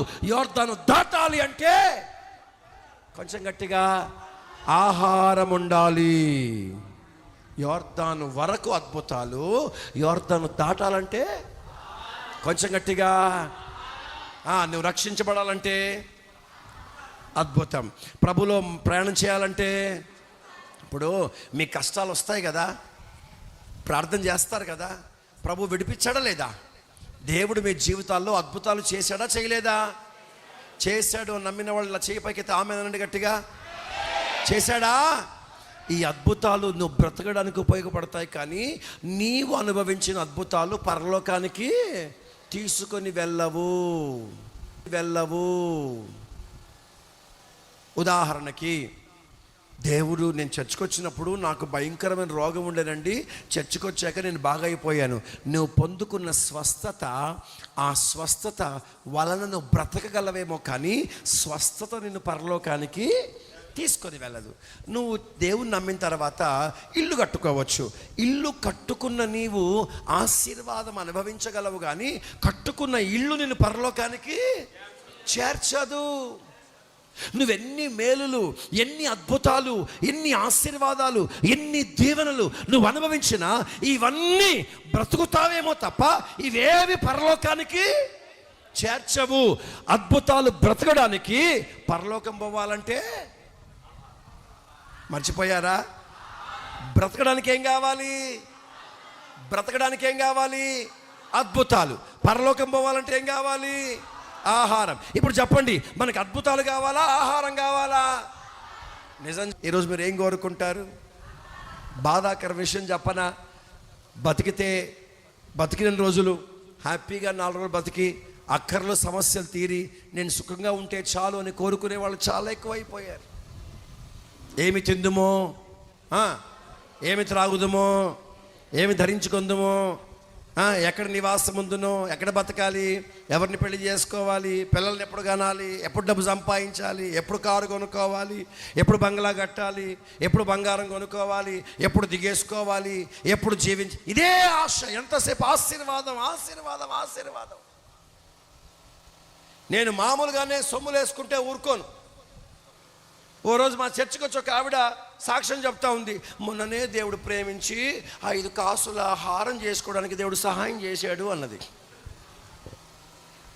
ఆమె సాక్ష్యం చెప్పిందో లేదో, దేవుడు నా నోట పాట పెట్టి ఆ పాట పాడమన్నాడు. అంతా నీవే చూచుకుంటావు. అంత ఇంటికి పోయేలోపు దొంగలు పడ్డారు, హారం ఎత్తుకెళ్ళిపోయారు. ఆమె పోయిందని ఎప్పుడైతే ఫోన్ చేసిందో, సంతోషమే సమాధానమే. కొన్ని సైతాన్లు అనుకుంటున్నాయి బంగారాలు కొనుక్కోవడమే ఆశీర్వాదం అని, డబ్బు సంపాదించడమే ఆశీర్వాదం అని, ఆరోగ్యం రావడమే ఆశీర్వాదం అని, ఇల్లు కట్టుకోవడమే ఆశీర్వాదం అని. ఇవన్నీ బ్రతకడానికి ఉపయోగపడతాయి, కానీ ఇవేవి పరలోకానికి తీసుకొని వెళ్ళవు. రేపు మనం పరలోకం వెళ్ళాలి, మహిమలో చేరాలంటే మన దగ్గర ఏముండాలి? గట్టి చెప్పాలి, నా దగ్గర ఆహారం ఉండాలి అనండి గట్టిగా. ఏంటి ఆహారము? నాకు తెలుసు మీరు ఆ మాట అంటారని. ఇశ్రాయేలు ప్రజలకు దేవుడు సీనాయి దగ్గరే వాక్యం ఇచ్చేశాడుగా, ఇంకేంటి ఆహారము? మీరు అక్కడే ఉండిపోయారు నాకు తెలుసు. 2 మెట్లు ముందుకు వెళ్దాం. 2 మెట్లు, 2 పాయింట్లు ఉన్నాయి. వేగంగా చెప్పి ముగించేస్తాను. ఫస్ట్ పాయింట్ చదవండి. యోహాను సువార్త 6వ అధ్యాయం 35వ వచనం. యోహాను సువార్త 6వ అధ్యాయం 35వ వచనం. వారితో ఇట్లనెను, జీవాహారము నేనే. చాలండి. యేసు ప్రభు అంటున్న మాట జీవాహారము నేనే. ఇప్పుడు ఆహారం అంటే ఎవరంట ఇక్కడ? గట్టిగా యేసయ్య అనండి గట్టిగా. ఇప్పుడు ఆహారం సంపాదించుకోవడం అంటే ఎవరిని సంపాదించుకోవాలి? గట్టిగా చెప్పాలి, యేసయ్యను అనండి గట్టిగా. సరే, మీ అందరినో ప్రశ్న వేస్తాను, సమాధానం చెప్పండి. నాలో యేసయ్య ఉన్నాడన్న వాళ్ళు చేపకెత్తుతారా? వా, ఎంత సంతోషం, వండర్ఫుల్. సగం ఉంటే సగం లేపండి, లేదు 3 భాగాలు ఉంటే 3 భాగాలు లేకండి, లేదు ఫుల్గా యేసయ్య నాలో ఉన్నాడు అన్నవాళ్ళు పైకి లేపండి గట్టిగా. వారం వారం వారం రోజులుగా స్నానం చేయకపోతే లేపబాకండి. స్తోత్రం, హల్లెలూయా. చెప్పాలి గట్టిగా, యేసయ్య నాలో ఉన్నాడన్న వాళ్ళు చేయి పైకి లేపండి. ఉన్నారా? ఉన్నాడా? కొందరు మాట మాట్లాడతలేరేంటమ్మా? చెయ్యొద్దు, చెప్పండి. ఉన్నాడా? తమ్మే నువ్వు లేపలేదేంట్రా సొక్క? ఉన్నాడా? నిజమేనా? రైట్. ఒకసారి గట్టిగా హల్లు చెప్పండి. కంగారు పడతారు ఎందుకు? ముందు ఉంది. ముసళ్ళ పండుగ అంటే ముందు చూద్దాం, వాక్యం ఉన్న తర్వాత చూద్దాం. కానీ చదవండి, నిర్గమాకాండం 25:8. నిర్గమాకాండం, ఎక్సడస్ 25:8. నిర్గమాకాండం 25:8. నేను వారిలో నివసించున్నట్లు వారు నాకు పరిశుద్ధ స్థలమును నిర్మింపవలెను. చాలు బిడ్డ, ఎత్తాలి తల పైకి. యేసు ప్రభు ఉండాలి అంటే ఆ స్థలం ఎలాగుండాలంట చెప్పాలి. మీరు విన్నారుగా, నేను వారిలో నివసించున్నట్లు వారు నాకు ఒక పరిశుద్ధ స్థలము నిర్మించాలి. అంటే యేసు ప్రభు ఏ స్థలములో ఉంటాడు? పరిశుద్ధ స్థలములో ఉంటాడు అనండి గట్టిగా. ఇప్పుడు నీలో యేసు ప్రభు ఉండాలంటే నువ్వు ఎలాగుండాలి చెప్పాలి గట్టిగా. రైట్. ఇప్పటిదాకా మీలో యేసు ప్రభు ఉన్నాడని చెప్పారు కదా. ఇప్పుడు నేను మరో ప్రశ్న వేస్తాను, సమాధానం చెప్పండి. నేను మహాపరిశుద్ధులను అన్నవాళ్ళు మాత్రం చేయి పైకి ఎత్తండి. ఆలోచించి చేయి పైకి లేపండి. తొందరపడి లేపేవా తెల్లారి టపగట్టేస్తావు. పరిశుద్ధులకు భూమి మీద స్థానము లేదు. బాగా ఎంతమంది ఏంటమ్మా ఇందాక యేసు ప్రభు అంటే అందరు చేయి పైకి లేపినరు, ఇప్పుడు పరిశుద్ధులు లేపమంటే మా అయ్యగారు లేపట్లేదేంటి? హల్లెలూయా. ఎంత దీనాతిది కారా పరిశుద్ధులు మీరెవరు? మీరు పరిశుద్ధులు కాదా? కానీ యేసు ప్రభు ఉన్నాడా? ఎలాగుంటాడు ఆయన? పరిశుద్ధత లేని చోట ఆయన ఉండడుగా. మొన్న ఆ మధ్య మండపేట సభలకి వెళ్ళాను. మండపేట సభలకి అక్కడ ఒక పాట పాడే ఆవిడ వచ్చింది. నాకు తెలుసు, ఎవడైనా ముందుకొచ్చి వందనాలు స్తోత్రం అంటే నాకు ముందే అర్థమైపోతుంది అతి వినయము దురత లక్షణం అన్నట్టుగా. ఇది తేడా క్యాండిడేట్ అనుకున్నాను. నాతో ఆ రోజు తెల్ల చీర, సిల్క్ చీర కట్టుకొని, ఏమండి దాని ఒక్క చెయ్యి ఏనుగు కాలంత ఉంది. దాని చెయ్యే ఏనుగు కాలంత ఉంది. ఏమంటే ఏనుగు పిల్లలాగా ఉన్న మనిషి చిన్న జాకెట్ వేసుకొని ఇంతవరకే. మరి ఆ దెబ్బరొట్టకి జాకెట్ కుట్టించుకునే బట్ట సరిపోలేదేమో, పాపం దొరకలేదు దానికి. ఇంతే జాకెట్ చిన్న ముక్కేసుకొని ఒళ్ళంతా చూపించుకుంటా మళ్ళీ అంటది, అయ్యగారు నేను తెల్లచీరే కట్టినా. స్తోత్రం. నా కాడికి వచ్చింది, అయ్యగారు ఏం పాట పాడమంటారు? నీకు వచ్చిందే పాడమ్మా అన్నాను. వెళ్ళి చిరికెళ్ళి, నువ్వు రావా యేసయ్యా నువ్వు రా. ఏం ఫీలింగ్ ఇస్తుందో! ఇంతకీ సైతాన్ మోహన్ యేసుబాబుని పిలుస్తుందా?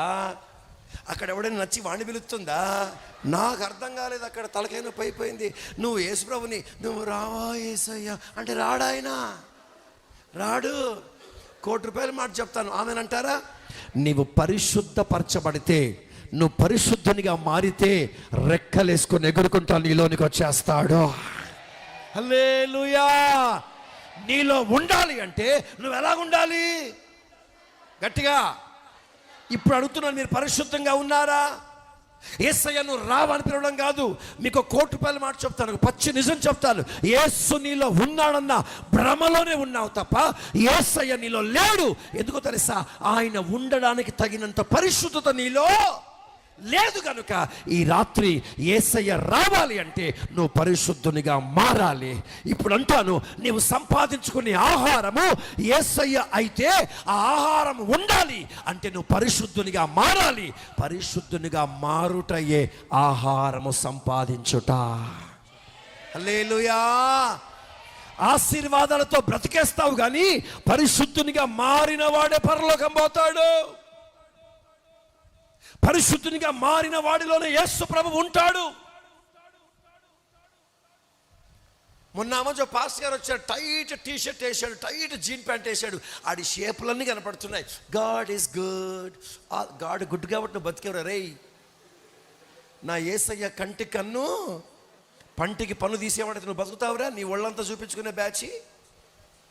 హైదరాబాద్లో చర్చి ఉంది, పేరు చెప్పను కానీ 3 ఏళ్లలో 2000 మంది విశ్వాసులు వచ్చారండి.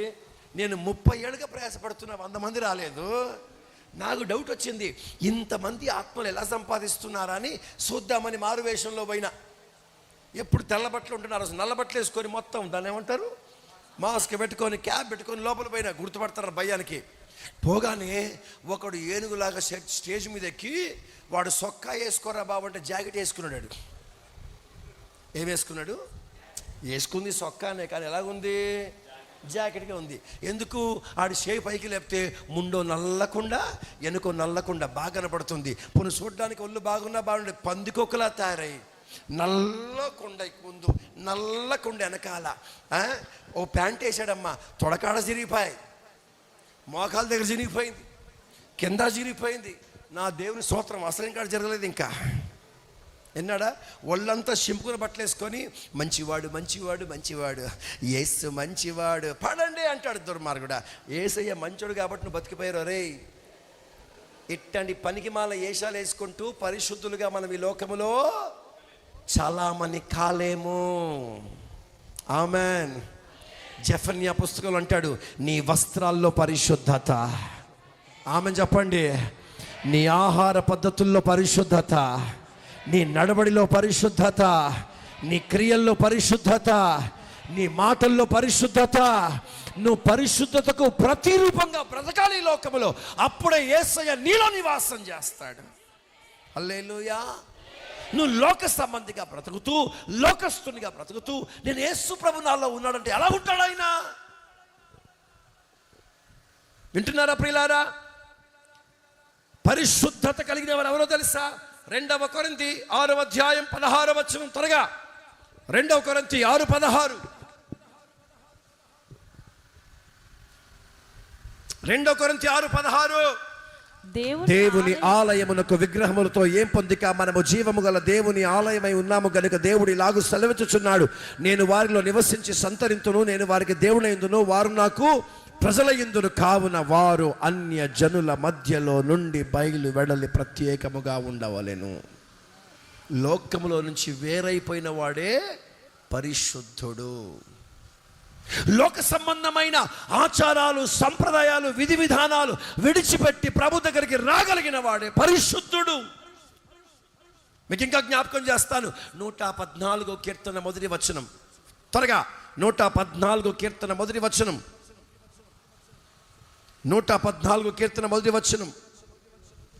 ఐగుప్తులో నుండి ఇశ్రాయేలు, అన్య భాష గల జనుల మధ్య నుంచి యాకోబు బయటికి వచ్చినప్పుడు యూదా వారికి పరిశుద్ధ స్థలమాయను.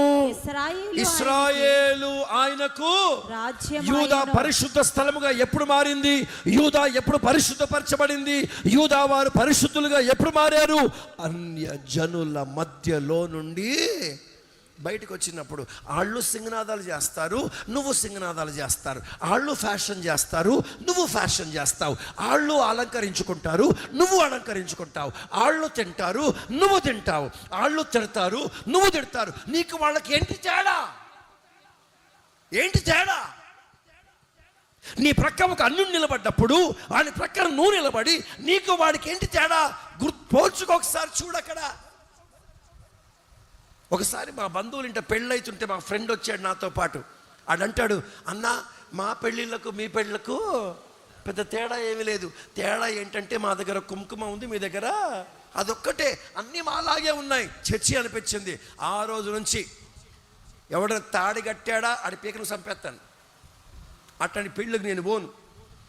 పువ్వులున్నా, తాళ్ళున్నా, బంగారం ఉన్నా, పసుపు ఉన్నా, అట్నేమంటారండి బియ్యం కలిపిన పసుపుని, అక్షింతలున్నా, విన్నారా, మేకప్ వేసిన, రంగు బట్టలు వేసిన స్తోత్రం.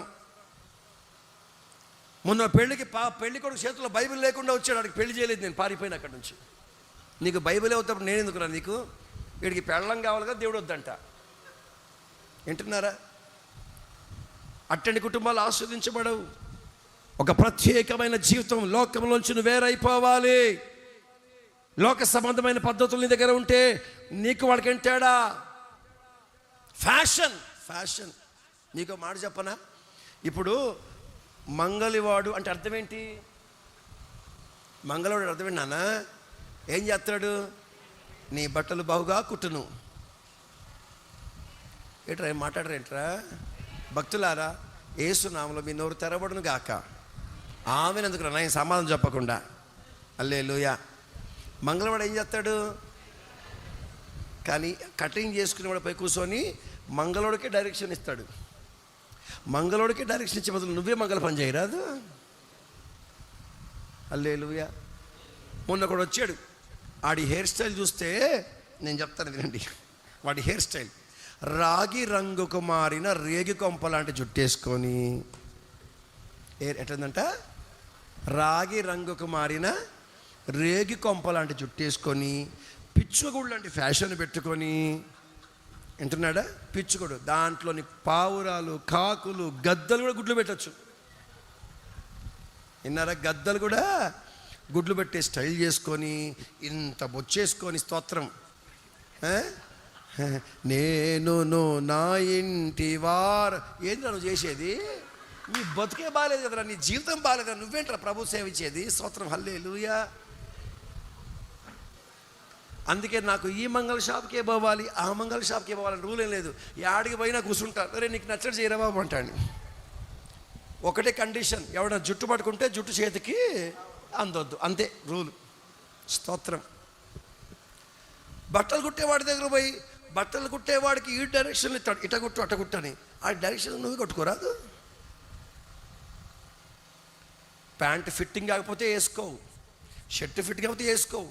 వేసుకొని ఇటు తిరిగి చూడా, అటు తిరిగి చూడా. స్తోత్రం. ఆ రెడీమేడ్ షాప్కి పోతారు. ఆడు నిన్ను చూసి, సార్ ఈ షర్టు సూపర్, నువ్వు వేసుకొని చూడంటాడు. రెడీమేడ్ సొక్క షాప్ పోతే ఆడి మాటకు శోధించబడి నువ్వు ఏం చేస్తావు? వెంటనే వేసుకొని చూస్తావు. మీకు చెప్తాను తమ్ముడా, ఇను మీకుంచే. నీకంటే ముందు ఇంకో ట్రయల్ చేసి ఉంటాడుగా, చేసి ఉంటాడు లేదా? ఆ ముందు వేసుకున్నాడికి గజ్జి ఉందో, తామెరు ఉందో, ఏ రోగం ఉందో, వాడు ఏం చేసిండో, అది వేసుకొని ఏడాడ గీకిండో, మళ్ళీ అదే సొక్క నువ్వేసుకొని ఆ ప్యాంట్ నువ్వేసుకుంటే ఆ గజ్జి రోగం నీకంటి. సిగ్గు లేకుండా ఏడపడతాడ గోకి, ఎందుకంటే తిప్పలా. లోకం నుంచి వేరైపోయావనుకో తిప్పలేదుగా. ఆమె ఒకప్పుడు నేను షాప్కి వెళ్ళగానే సార్ ఎన్ని మీటర్లు అంటాడు, అంతే. నేను లెక్క చెప్తాను, నాకు చేతిలో పెడతాడు, డబ్బులు ఇచ్చి వచ్చేసేవాడిని. ఇప్పుడు అది కూడా లేదు. వాడికి ఫోన్ చేస్తాను, అన్నా పలాని బట్టలు కావాలి, కట్ చేసి ర్యాపిడోకి ఇస్తాడు, ఇంటికి వచ్చేస్తాయి. నేను ఫోన్ పే డబ్బులు కొట్టేస్తాను. షాపింగ్ కూడా పోయే పని లేదు నాకు. లోకం నుంచి ఏమైపోవాలి మనము? కొంచెం గట్టిగా, అన్యులు చేసినట్లుగా మనము చెయ్యకూడదు. వారు చేసే ఏ కార్యాలు చేయకూడదు. స్తోత్రం. మొన్న ఒక పాస్టర్మ్మ టీవీలోని వాక్యం చెప్తూ, దేవుని మహాకృపను బట్టి మేము సేవకు వచ్చినప్పుడు మా దగ్గర ఏమీ లేదు, మొన్ననే దేవుడు ప్రేమించి ఈ నల్లపూసల తాడు చేయించుకోవడానికి సహాయం చేశాడు. దేవుడిచ్చే కానుకలతోటి ఇవేం చేసుకుందంటమ్మా? నీ దినాలు చెయ్యా. హల్లెలూయా. దేవుని సొమ్ముతో బంగారం చేసుకుంటుంది, మార్చేసి ఉగ్రవాదిగా చెయ్యి. AK-47 తీసుకొని కాల్చేస్తాను. మళ్ళీ బన్నయ్య గారి దగ్గరికి వచ్చి బాప్తిజం తీసుకొని మళ్ళీ ఆర్డినేషన్ తీసుకుంటా. ఏం కంగారు లేదు. ప్రైజ్ అల్లా. ఎంత ఘోరం చూసారా? వేరైపోవాలా. ఏమైపోవాలమ్మా? మీకు మరో మాట చూపిస్తాను, చదవండి. యెషయా 4:3. యెషయా 4:3 త్వరగా. సియోనులో శేషించిన వారికి, సియోనులో శేషించిన వారికి, యెరూషలేములో విలువబడిన వారికి, యెరూషలేములో నిలబడిన వారికి, అనగా జీవము పొందుటకై, జీవమును పొందుటకై యెరూషలేములో దాఖలైన ప్రతి వానికి పరిశుద్ధుడని పేరు పెట్టుదురు. మీకు అర్థం కాకపోతే నా వైపు చూడండి, మీరు గట్టిగా ఆమేన్ చెప్పండి చాలు. మందిరములో నిలబడి సంఘములో నిలబడే ప్రతి వాడు నా దేవుని దృష్టికి పరిశుద్ధుడే. హల్లెలూయా. చర్చికి వచ్చి అలవాటు లేకపోతే నువ్వు పరిశుద్ధులవు కాదు. మందిరానికి రాకపోతే పరిశుద్ధులవు కాదు. ఆరాధన చేయకపోతే నువ్వు పరిశుద్ధులవు కాదు. మందిరానికి వచ్చిన వాడు, దేవుని సముఖంలో నిలబడిన వాడు, ఆరాధన చేసేవాడు, ప్రభుని ప్రేమించేవాడు పరిశుద్ధుడు. ఇంత మంచి మాట చెప్పాను, చెయ్యెత్తి చెప్పు గట్టిగా హల్లెలూయా. పరిశుద్ధునిగాను మారాలి. ఇది ఏమి తిందుమో, ఏమి త్రాగుదుమో, ఏమి ధరించుకుందామో చింతించే రోజులు కాదు. పరిశుద్ధత కొరకు ప్రాకులాడే రోజులు ఇవి. పరిశుద్ధతని ఆహారం సంపాదించు. ఆ పరిశుద్ధత ఎలా సంపాదించాలి? లోకము నుంచి వేరైపో, పాపము జోలికి వెళ్ళకు, రక్షణ పొందు, ఎర్ర సముద్రం దాటు, బాప్తిసం తీసుకో, సంఘములో నిలబడు, నువ్వు పరిశుద్ధునిగా మారిపోతావు. లోకస్తులు చేసే కార్యాలు చెయ్యకు, వాళ్ళ అలంకారాలు చెయ్యకు, వాళ్ళ పద్ధతులు చెయ్యకు, వాళ్ళ విధానాలు చెయ్యకు. నీవు ఒక ప్రత్యేకించబడిన జీవితం చేయి, నా ప్రభు నిన్ను పరిశుద్ధునిగా మారుస్తాడు. హల్లెలూయా. సెకండ్ పాయింట్ చెప్తాను, చదవండి. సెకండ్ పాయింట్ అదే యోహాను పత్రిక సువార్త, క్షమించండి, యోహాను సువార్త అదే 6వ అధ్యాయం 55వ వచనం చదవండి. 55వ వచనం. నా శరీరము నిజమైన ఆహారం. తలకపై ఎత్తారా? 35లో నేనే ఆహారం అన్నాడు, 55లో నా శరీరమే ఆహారం అన్నాడు. తలల పైకి ఎత్తండి. ఒక్క మాట చెప్పి ముగించేస్తాను. తలకాయ యేసయ్య అయితే శరీరము సంఘానికి సాదృశ్యమై ఉన్నది. ఈ శరీరమే ఆయనకు ఆహారం. అంటే నువ్వు సహవాసములో, సంఘములో అవయవములుగా నీవు కట్టబడాలి. హల్లెలూయా. నువ్వు మందిరములో నిలబడాలి, మందిరములో కనబడాలి, చర్చికి రావాలి, ఆరాధనలో పాలు పొందాలి, పరిచర్యలో పాలు పొందాలి, సేవలో పాలు పొందాలి. చర్చికి వచ్చామా వెళ్ళిపోయామన్నట్టు ఉండొద్దు. ఈ చెయ్యి తను పని చేయదు, ఈ కాలు తన మటుకు తాను పని చేయదు. ఏ అవయవం పని చేయాలన్నా శరీర అవయవాలన్నీ సహకరించాలి. అలాగే సంఘములో అందరితో కలిసి ఐక్యతగా ఉంటూ కలిసికట్టుగా మనం పరిచర్య చేయగలిగిన వాడే ఆహారము సంపాదించినట్టు, అలాంటి వాడే మరణము దాటి కనాన్లోనికి ప్రవేశిస్తాడు. హల్లెలూయా. ఒకటి లోకానికి వేరైపోయి పరిశుద్ధులుగా బ్రతకాలి. రెండవది సంఘములో సహవాసం అనే శరీరములో మనం నిలబడిపోవాలి. మూడో పాయింట్ చెప్తాను. జాగ్రత్తగా వినండి. ఇశ్రాయేల్ అందరూ యోర్దాను దాటాలంటే దైవజనుని వెంబడించాలి. ఎవరిని? ఎర్ర సముద్రము కర్రజాపి పాయలైపోయింది. కానీ యోర్దాను దాటాలంటే మందస్సాన్ని మోస్తున్న యాజకులు ముందు నడవాలి. వాళ్ళ కాళ్ళు యోర్దాను తగలగానే యోర్దాను ఏమైపోతుంది? పాయలైపోతుంది. అప్పుడు వారిని వెంబడిస్తున్న ఇశ్రాయేలు యోర్దాను దాటుకుంటూ కనాన్లోనికి చేరిపోతారు. చివరిగా చెప్తున్నాను, నీ దైవజనుని, మందస్సాన్ని మోస్తున్న నీ దైవజనుని, నీ సేవకుని నమ్మకంగా నువ్వు వెంబడించు. మళ్ళీ చెప్తాను, సేవకులను నమ్మకముగా వెంబడించగలిగిన వాడే యోర్దాను దాటుతాడు. కొంచెం గట్టిగా. కనాను నాకు పాస్టర్ గారు అక్కర్లా, నా మటుకు నేను పోగలను అన్నవాడు యోర్దాన్లో పడిపోయి ఎక్కడికి వెళ్తాడమ్మా? ఎక్కడమ్మా? మన భాషలో అంటే సేవకుడిని వెంబడించకపోతే నరకం, వెంబడిస్తే కొంచెం గట్టిగా. ఇప్పుడు పరలోకం కావాలంటే ఎవరిని వెంబడించాలి? కొంచెం గట్టిగా. అబ్బా, మొన్న హైదరాబాద్ వచ్చిన పాస్టర్ గారు భలే చెప్పిండు, నన్ను వెంబడించారు, చంపేస్తాను. తెలుగులో మాట ఉంది, దూరపు కొండలు నూనె పంట. అసలైన విషయం నా దగ్గర వస్తే మీకు అర్థమవుతుందా? తొందరపడి ఎక్కడ పడితే అక్కడికి ఆరాధనలు, శుభవార్తలు, వీళ్ళని చూసి మోసపోబాకండి. రాత్రింబగళ్ళు నీ కొరకు కన్నీరు కార్చి ప్రార్థన చేసి పోరాడి నిన్ను నిలబెట్టి నీ కొరకు ప్రయాసపడుతున్న నీ దైవజుడిని నీవు వెంబడించగలిగితే కనాను గ్యారంటీ. ఇంత మంచి మాట చెప్తే ఏం చెప్పారు అందరు గట్టిగా 1 2 3. ఎవరిని వెంబడించాలి? ఏ దైవ సేవకుని? ఆరాధనలో వచ్చేవాడినా, శుభవార్తలో వచ్చేవాడినా, అప్పుడప్పుడు వాక్యం చెప్పడానికి వచ్చేవాడినా? ఎవరిని? కొంచెం గట్టిగా, నా దైవజనుని అనండి గట్టిగా. రెండోసారి గట్టిగా. ఎవడు పడితే ఆడు వెంబడించబాకండి. ఎవడు పడితే ఆడు ముందు పోయి నీ పాస్ పైన తలకాయ పెట్టి ప్రార్థన చేయమని అడగబాకండి. వింటున్నారా? ఆడు ఇడిచిపెట్టి దయ్యాలని నీ కొంప చుట్టుకుంటాయి. నీ సేవకుడు నీకు జాలు. ఇంత మంచి మాట చెప్తా కూడా ఆమె చెప్పలేదే. నీ దైవజనుడు నీకు చాలు. నువ్వే సంఘ విశ్వాసివో, నీకు ఎక్కడి విశ్వాసివో, నువ్వే సేవకుని వెంబడిస్తున్నావో, ఆ దైవజనుడు, ఆ సహవాసం, ఆ సంఘం చాలు. నువ్వు అక్కడే నిలబడు. యేసయ్య వస్తాడు, సంఖలో ఎక్కించుకుంటాడు, ముద్దాడుతూ పరలోకం తీసుకెళ్ళిపోతాడు. ఆ కృప మీ అందరికీ కలుగును గాక. హల్లెలూయా. 3 పాయింట్లు. పరిశుద్ధపరచబడాలి, వేరై పరిశుద్ధపరచబడాలి. రెండవది సంఘములో నిలబడాలి. మూడవది సేవకుణ్ణి వెంబడించాలి. ఈ 3 ఆహారములను సంపాదించగలిగిన వాడు ఎక్కడికి పోతాడమ్మా? అందరూ ఒకసారి లేచి నిలబడండి. త్వరగా లేచి నిలబడండి. త్వరగా లేచి నిలబడండి. ఏదొక్కసారి చాలాసేపు కూర్చున్నారుగా, మీ కాళ్ళు చేతులు అన్నీ ఇదిలించుకోండి. కాసేపు పక్కోళ్ళని అందకుండా నిలబడ్డారా? ఎవరైనా బలహీనంగా వృద్ధులుంటే తప్ప మిగతా వాళ్ళందరూ చక్కగా లేచి నిలబడి ఉండండి. కాస్త దూరం నిలబడండి అమ్మా. పరిశుద్ధాత్మ దేవుని కృపని రాత్రి మీరు అందరూ అనుభవించాలి.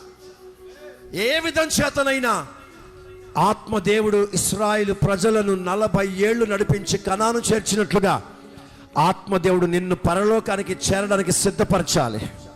మళ్ళీ చెప్తున్నాను, ఆత్మదేవుడు నిన్ను పరలోకం చేరడానికి సిద్ధపరచాలి. అందరి చేతుల పైకి ఎత్తండి. అందరి చేతుల పైకి ఎత్తండి. నోరు తెరిచి ప్రభుతో చెప్పండి, ప్రభువా, నేను ఏ విధం చేతనైనా పరలోకం అనే నూతన యెరూషలేమునకు చేరాలి. నా యోర్దాను దాటిన మరుక్షణం నేను కనానులో చేరాలి. నాయనా, నేను నరకానికి అప్పగించబడొద్దు.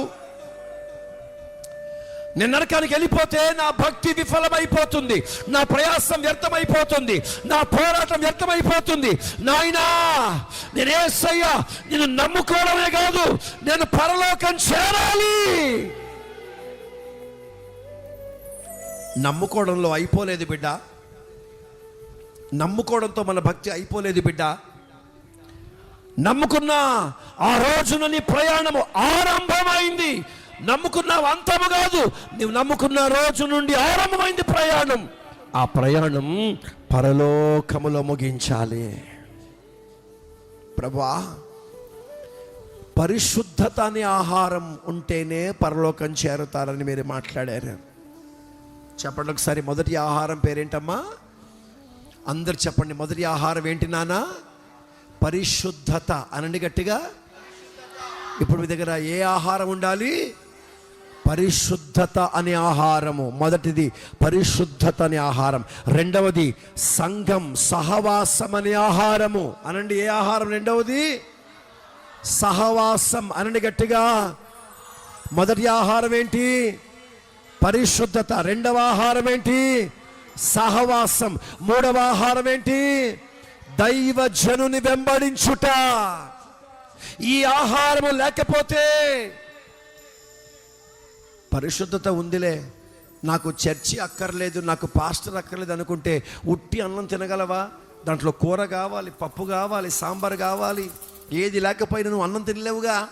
అలాగే పరిశుద్ధత కావాలి, సహవాసం కావాలి, దైవజనుడు కావాలి.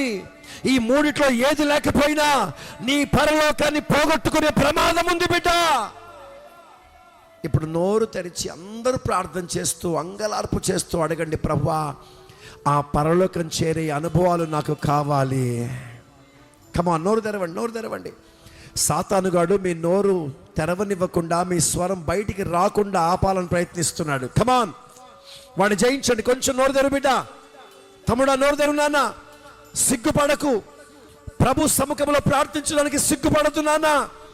నీ దగ్గర, నా దగ్గర ఉన్న బలమైన ఆయుధమే ప్రార్థన. ప్రార్థనకు మించిన ఆయుధము లేదు, ప్రార్థనకు మించిన శక్తి లేదు. నోరు తెరిచి ప్రభుని అడుగు, ప్రభువా,